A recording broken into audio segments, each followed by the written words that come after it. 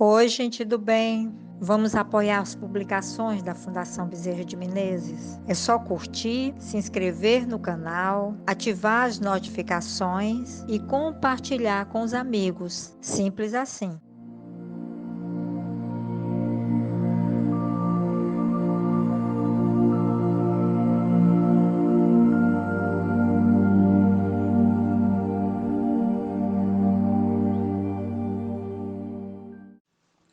Olá, amigos.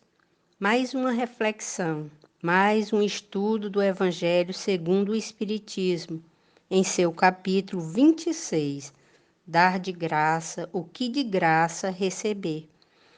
Hoje, com o item Vendilhões expulsos do templo. Principiemos então com a leitura. Em seguida, eles vieram a Jerusalém, e havendo Jesus entrado no templo, começou a expulsar aqueles que lá vendiam e compravam. E derribou as mesas dos banqueiros e as cadeiras daqueles que vendiam pombas.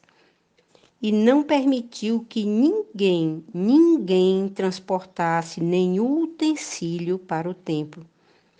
E ele os instruía, dizendo: porventura não está escrito: minha casa será chamada casa de oração por todas as nações? E, entretanto, haveis feito dela um covil de ladrões? Os príncipes dos sacerdotes e os escribas, ouvindo isso, buscaram um meio de o prender, porque todo o povo admirava a sua doutrina e tinham medo dele. Isso está em Marcos, no capítulo 11, versículo 15 a 18, e em Mateus, capítulo 21, versículo 12 a 13. Jesus expulsou os vendilhões do templo e, com isso, condenou o tráfico das coisas santas sob qualquer forma que seja. Deus não vende sua bênção, nem o seu perdão, nem a entrada no reino dos céus. O homem não tem, portanto, o direito de cobrar nada disso.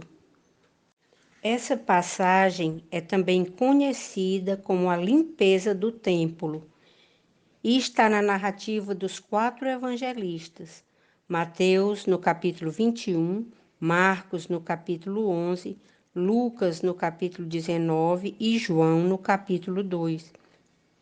E nos conta que estava próximo do Pêssar, ou da Páscoa dos judeus.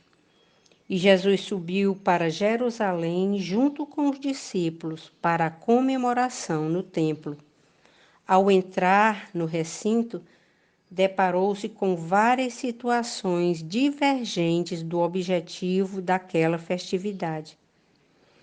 Por ser o templo considerado a casa do Pai, não deveria compor todo aquele vai-vem de pessoas e animais.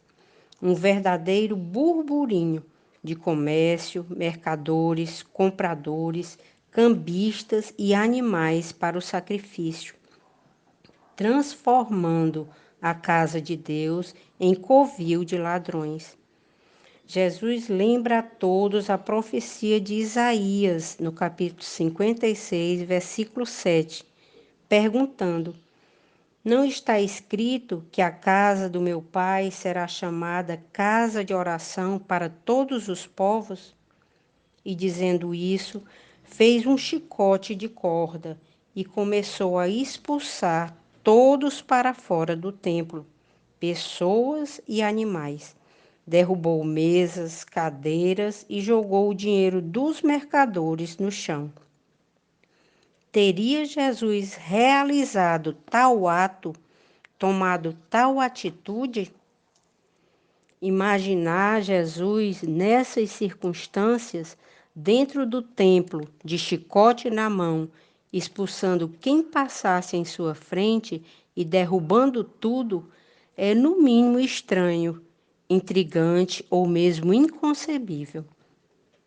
Mas por que inconcebível? Por todo um histórico precedente anterior da vida e da vinda dele ao mundo. Jesus veio como guia e modelo para a humanidade. É, portanto, espírito puro, evoluído, com noção das questões espirituais. Conhecia a infância espiritual das pessoas daquela época e das de hoje também. Jesus foi professor por excelência, mestre dos mestres. Ensinou o amor ao próximo, a dar a outra face, a doar a capa a quem pedisse, a dar comida a quem tinha fome. Lutou pelos fracos e oprimidos, minorando suas aflições. Libertou a mulher adúltera dos seus enganos. Exímio curador de almas e de corpos. Ensinou a purificar os corações, para que a boca não reproduzisse esse mal e lançasse para fora essa maledicência. Disse para amar os inimigos, dando-lhes uma nova chance. Por fim, nos instruiu a buscar primeiro o reino dos céus, que o resto nos veria por acréscimos. Observemos aí, existe uma disparidade entre um Jesus meigo e sereno para um Jesus agressivo.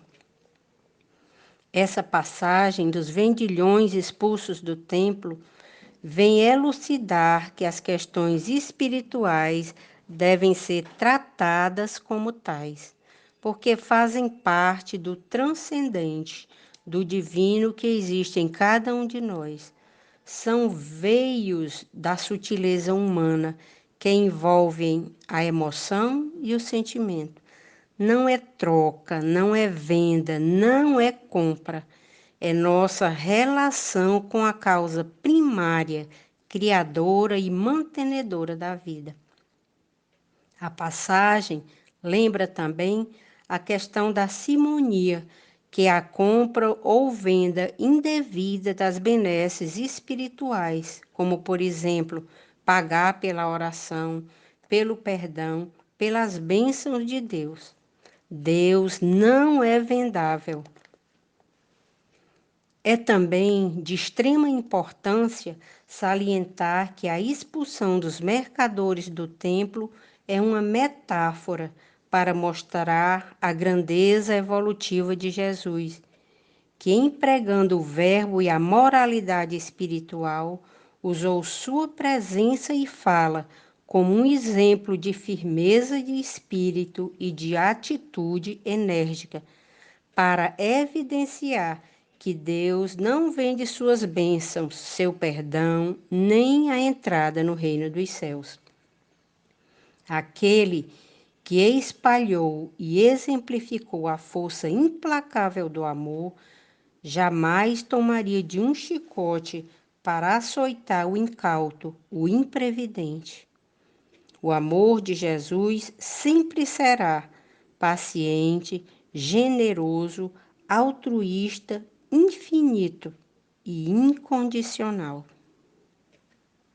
Meus amigos, vamos concluir a nossa reflexão de hoje com uma poesia de minha autoria chamada Dai de graça o que de graça recebestes.